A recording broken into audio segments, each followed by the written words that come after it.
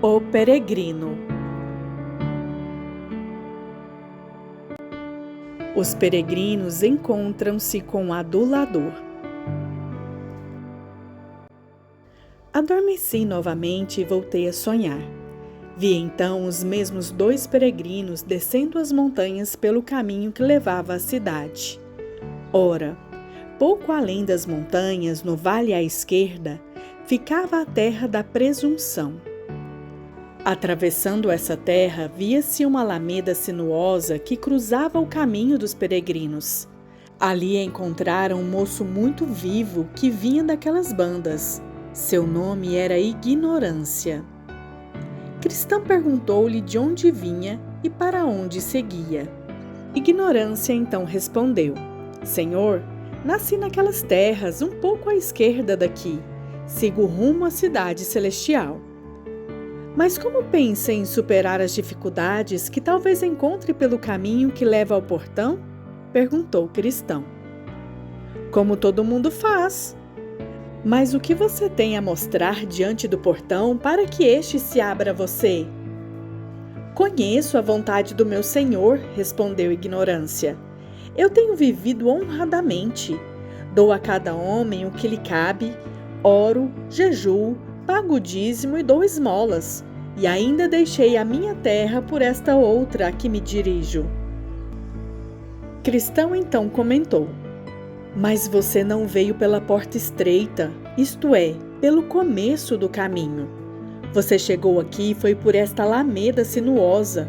Por isso, seja qual for a sua autoavaliação, quando chegar o dia do juízo, temo que você venha a ser acusado de ladrão e salteador, não sendo jamais admitido na cidade. Ora, cavalheiros, vocês são totalmente estranhos para mim. Não os conheço. Contentem-se em seguir a religião da sua terra, que eu seguirei a religião da minha terra. Esperemos que tudo acabe bem. E quanto à porta de que você falou, todo mundo sabe que fica a grande distância da nossa terra. Não creio que homem nenhum destas bandas sequer conheça o caminho até lá. Na verdade, pouco importa que saibam ou não, pois temos, como vocês podem ver, uma bela e prazenteira alameda verdejante que desce da nossa terra até este caminho. Vendo Cristão que o homem se considerava sábio, sussurrou a Esperançoso: Maior esperança há no insensato do que nele. Provérbios 26, 12. E acrescentou: Quando o tolo vai pelo caminho, falta-lhe o entendimento, e assim a todos mostra que é estulto. Eclesiastes 10, 3. Que fazemos então? Conversamos mais com ele ou partimos agora mesmo, deixando que pondere o que já ouviu até aqui, procurando-o de novo mais tarde para ver se pouco a pouco podemos lhe fazer algum bem? Esperançoso então refletiu e respondeu cantarolando: Que medite o que ouviu há algum tempo e não recuse o bom conselho atento, para que assim não ignore afinal a meta mais plena e essencial. Diz Deus que quem não tem juízo, para este nunca haverá paraíso. Depois, Esperançoso ainda acrescentou: Não creio que seja bom dizer-lhe tudo de uma só vez. Vamos deixá-lo para trás por enquanto e conversemos com ele mais tarde, segundo o que for capaz de absorver. Então os 2 retomaram a marcha. Ignorância o seguia mais atrás. Quando estavam já a boa distância do moço, entraram por uma alameda bem sombria, onde encontraram um homem que fora atado por 7 demônios, com 7 cordas bem resistentes. Os demônios o arrastaram para a porta que os peregrinos viram na encosta do morro. Ora, o bom cristão se pôs a tremer, também esperançoso seu companheiro. Estando, porém, os demônios a arrastar o homem, Cristão quis observá-lo para ver se o conhecia, pois pensou que talvez fosse certo desviado que morava na cidade da apostasia. No entanto, não pôde ver seu rosto com clareza, porque o homem mantinha a cabeça baixa, como ladrão pego em flagrante. Mas passando por ele, Esperançoso virou-se e enxergou nas costas do homem um cartaz com a descrição: professor libertino e apóstata condenável. Então disse ao amigo: agora me lembro de algo que me disseram a respeito de certo fato ocorrido a um bom homem dessas bandas. Chamava-se Pequena Fé, mas era homem bom e morava no vilarejo da Sinceridade. Foi este o fato. À entrada desse atalho há uma vereda que vem da Porta Larga, denominada Vereda dos Mortos, por causa dos assassinatos comumente perpetrados ali. Ao sair Pequena Fé em peregrinação, como nós agora estamos fazendo, calhou de ele recostar-se ali para dormir. Ora, 3 irmãos, bandidos, muito fortes e cujos nomes eram covardia, desconfiança e culpa, vinham da Porta Larga por aquela vereda. Assim que viram Pequena Fé, foram correndo até onde ele estava. O bom homem acabava de despertar do sono, continuou Cristão, e se punha de pé para seguir caminho. Mas então o cercaram e com ameaças o fizeram parar. Pequena Fé ficou lívido como cera, sem forças para lutar ou fugir. Gritou então Covardia, um dos bandidos: dê-me a bolsa! Como Pequena Fé relutou em entregá-la, pois não queria perder o dinheiro, Desconfiança se aproximou dele e, mantendo a mão no bolso do homem, arrancou-lhe uma bolsa cheia de prata. Ladrões, ladrões! Gritou Pequena Fé. Culpa, tomando o enorme porrete que tinha nas mãos, contou Cristão, atingiu Pequena Fé na cabeça, deixando-o estirado no chão com um golpe.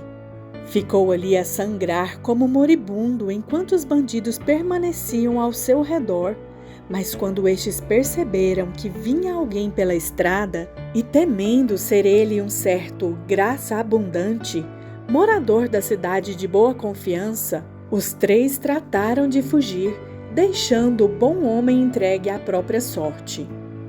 Ora, depois de algum tempo, Pequena Fé voltou a si e, pondo-se de pé, saiu cambaleando pelo caminho.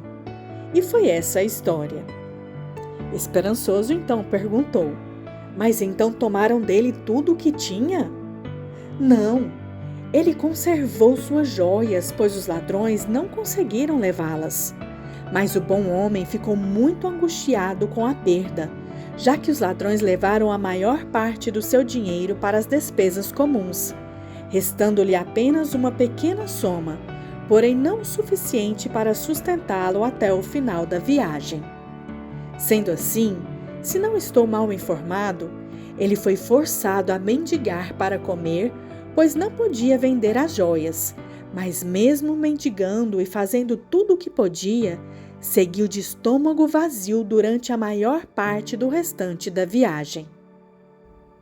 Nossa! Não é incrível que não lhe tivessem roubado seu certificado, mediante o qual ele seria admitido no portão celestial? Perguntou esperançoso. Sim, bom amigo, é incrível, mas de fato não levaram. Contudo, os 3 não deixaram de fazê-lo por nenhuma astúcia do homem, pois estando Pequena Fé apavorado diante da chegada dos bandidos, não tinha forças nem capacidade para esconder nada. Portanto, foi mais pela piedosa providência do que por esforços dele que os ladrões perderam a oportunidade de tomar para si este tesouro. 1 Timóteo 1,14. Mas para ele deve ter sido mesmo um consolo o fato de não lhe terem tomado essa preciosidade, comentou esperançoso. Cristão então prosseguiu. Talvez lhe viesse a servir de grande consolo se o tivesse usado como deveria, mas quem me contou a história disse que ele pouco usou este tesouro durante o resto da viagem por causa do medo que lhe incutiu aquele assalto. Pequena Fé chegou mesmo a esquecer desse certificado durante grande parte do resto da jornada, Além disso, sempre que se lembrava dele, encontrando consolo, novamente lhe assaltavam as lembranças da perda, e estes pensamentos engoliam tudo mais. Pobre coitado, isso certamente era uma grande angústia para ele, comentou esperançoso. Angústia? Grande angústia de fato. Mas também nós não sentiríamos o mesmo se tivéssemos a mesma sorte dele? Roubados e feridos, e em lugar tão esquisito? É de admirar que não tenha morrido de angústia o coitado. Contaram-me que ele passou praticamente todo o resto da jornada entre lamentos aflitos e amargurados. Ele também contava a todos os que o alcançavam, ou que ele encontrava pelo caminho, onde fora roubado e como, e quem eram os ladrões e o que levaram, além de que fora ferido quase mortalmente. Esperançoso então comenta: mas é de admirar que as suas necessidades não o tenham feito vender ou empenhar algumas de suas joias, para que assim tivesse com o que subsistir durante a viagem. Você fala como quem traz a casca sobre a cabeça até hoje, respondeu o cristão. Pois em troca do que poderia empenhá-las ou a quem as venderia? Naquela terra onde ele foi roubado, suas joias nada valiam. Nem queria ele alívio que pudesse advir disso. Além do mais, se lhe faltassem as joias diante do portão da cidade celestial, certamente, e isso sabia muito bem, perderia o direito a qualquer herança ali, e isso lhe seria pior do que o assalto e o aviltamento de 10.000 ladrões. Esperançoso então discorreu: por que você está tão azedo, meu irmão? Esaú vendeu o direito de primogenitura por uma panela de guisado, e esse direito era a sua maior joia. Mas se ele o fez, por que pequena fé também não poderia fazê-lo? Cristão respondeu: Esaú de fato vendeu o direito de primogenitura, como também muitos outros, e ao fazê-lo exclui-se da bênção maior, como fez aquele infeliz. Mas é preciso fazer uma distinção entre Esaú e pequena fé, e também entre os seus bens. O direito de primogenitura de Esaú, explicou o cristão, era típico, mas não as joias de pequena fé. O estômago de Esaú era seu Deus, mas este não era o caso de pequena fé. Esaú entregava-se ao apetite da carne, mas não pequena fé. Além disso, Esaú nada conseguia enxergar além da satisfação dos seus desejos. Estou a ponto de morrer, disse ele, de que me aproveitará o direito de primogenitura?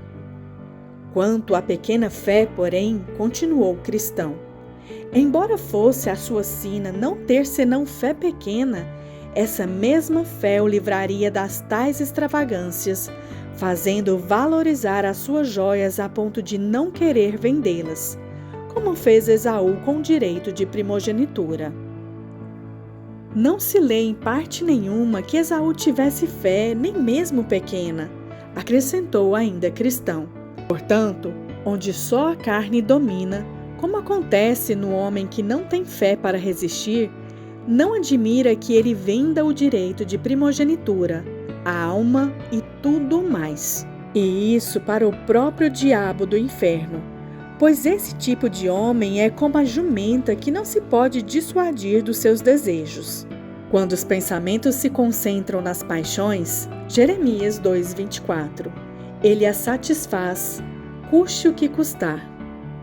Pequena fé, porém, concluiu o cristão, era de outra índole. Seus pensamentos se concentravam nas coisas do alto. Seu modo de vida dependia das coisas espirituais, divinas.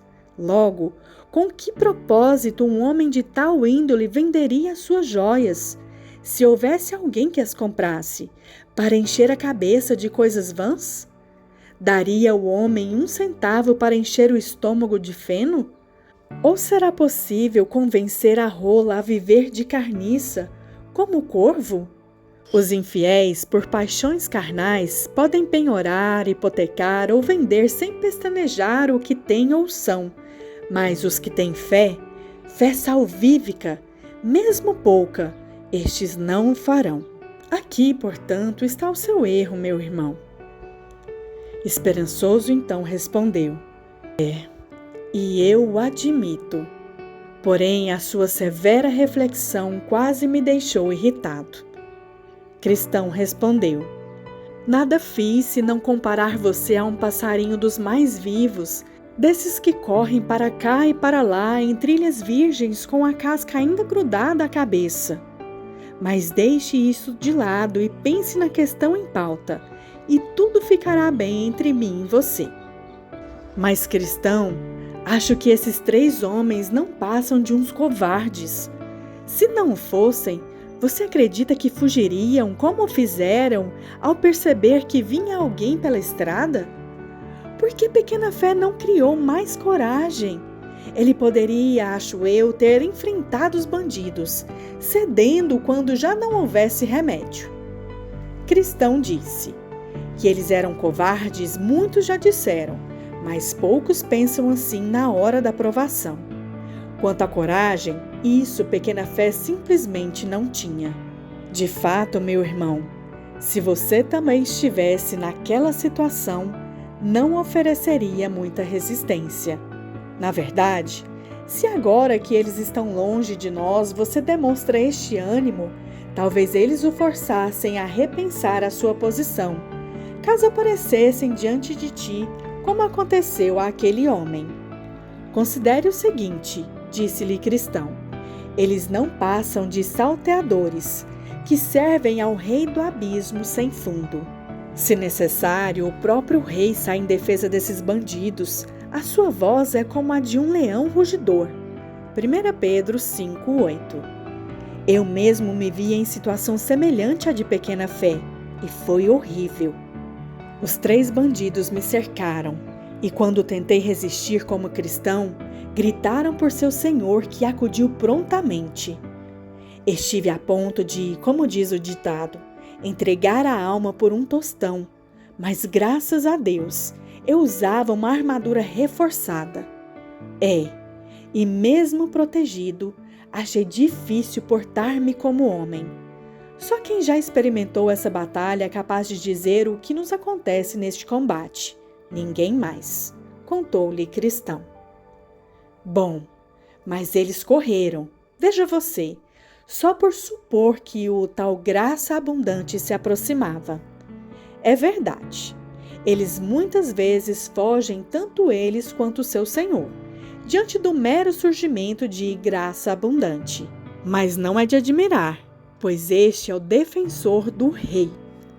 Mas eu acho que você verá a diferença entre Pequena Fé e o defensor do rei. Nem todos os súditos do rei são seus defensores, e quando postos à prova não podem fazer proezas de guerra como ele. Será certo pensar que uma criancinha poderia vencer Golias como fez Davi?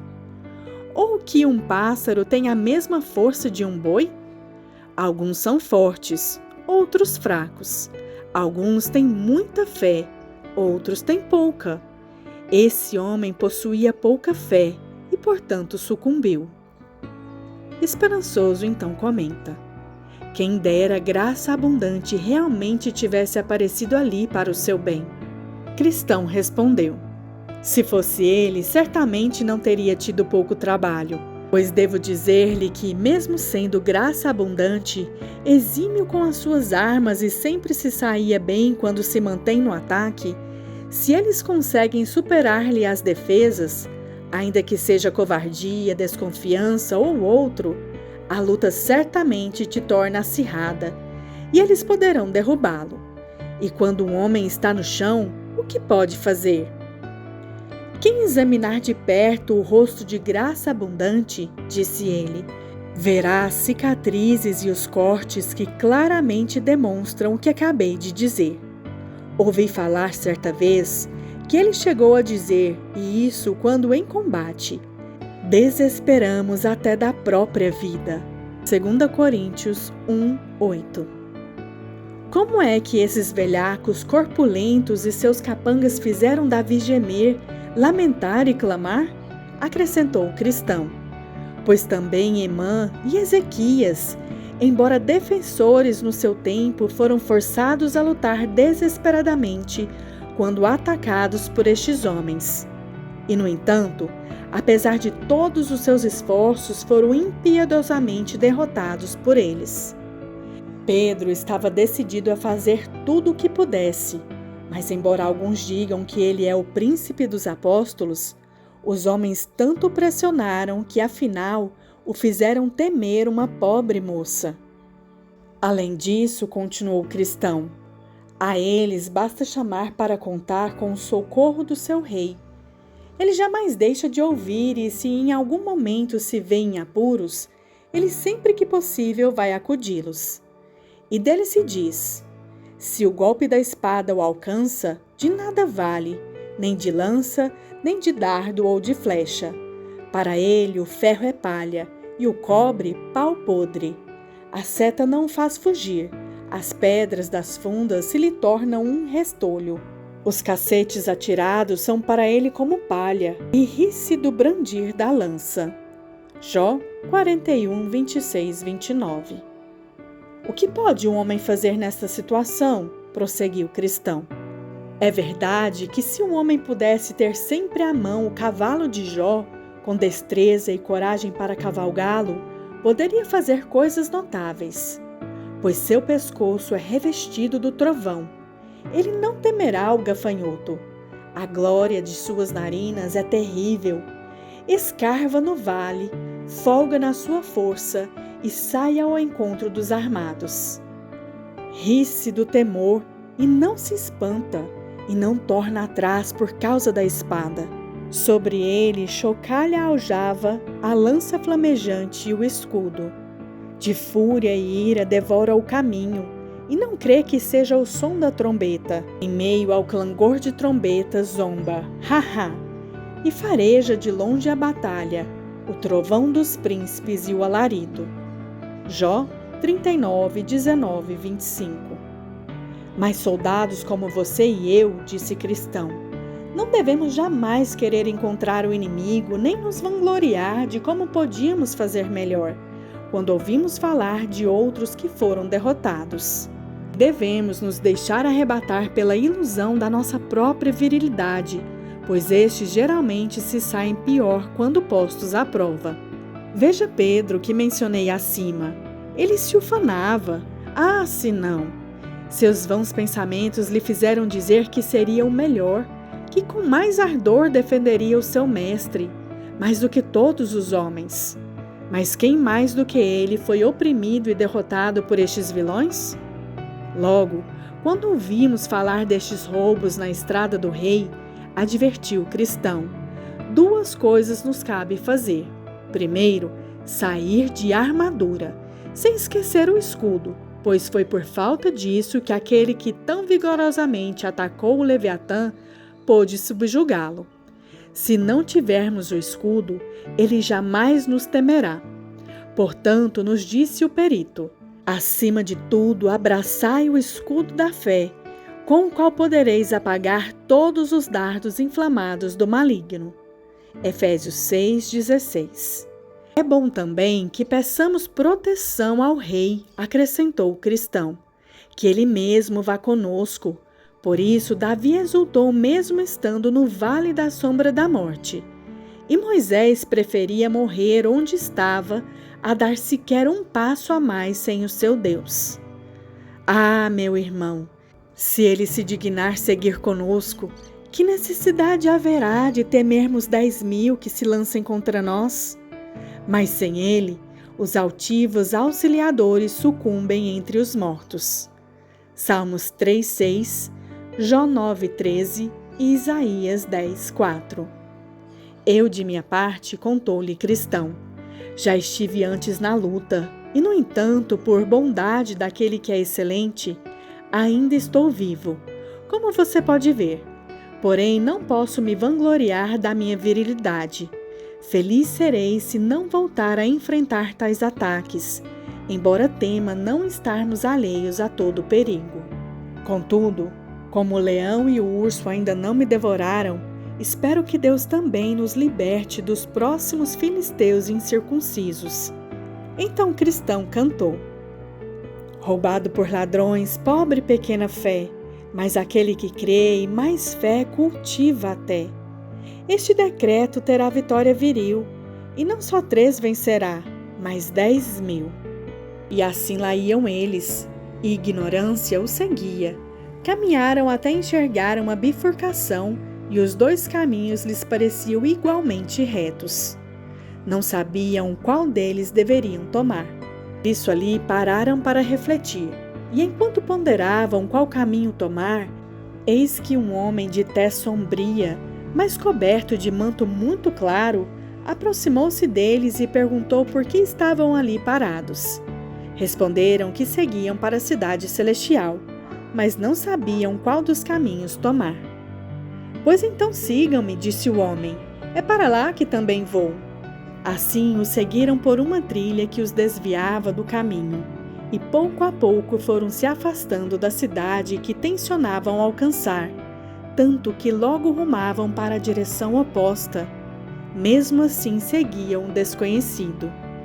Sem que se dessem conta, o homem os fez cair numa rede, na qual tanto se enredaram que já não sabiam o que fazer.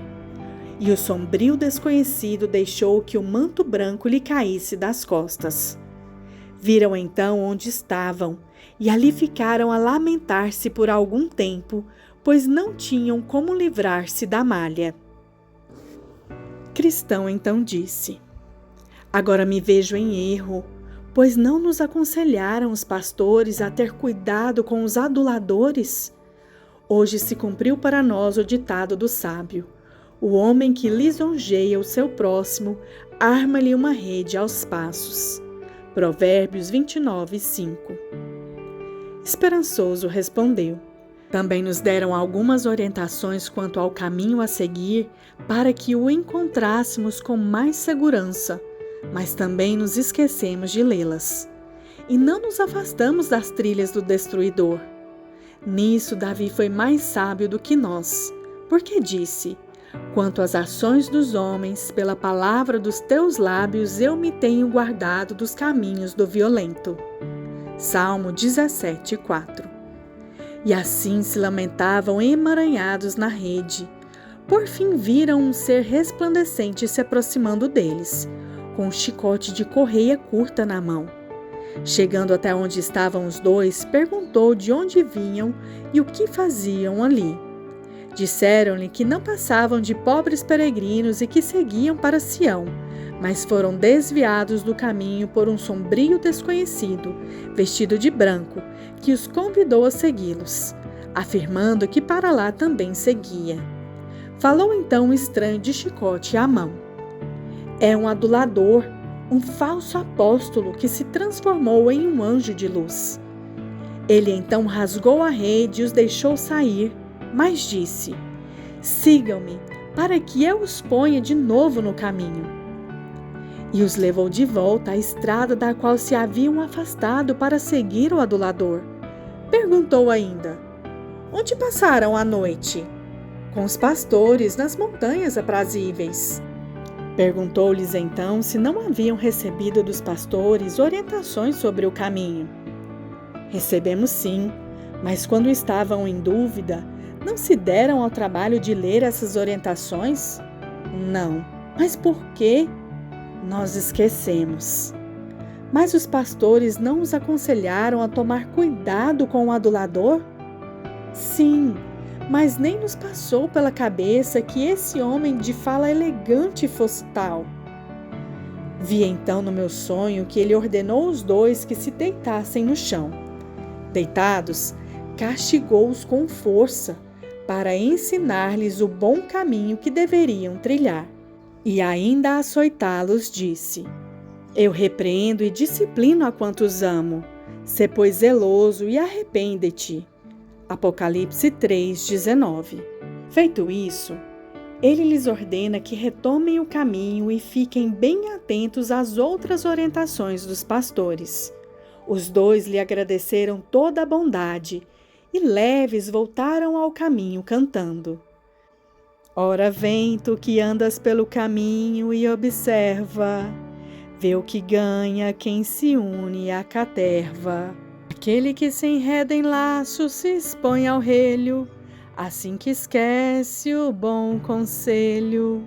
Fato é que acabaram salvos, mas cuidado, pois saíram sim com o lombo lanhado.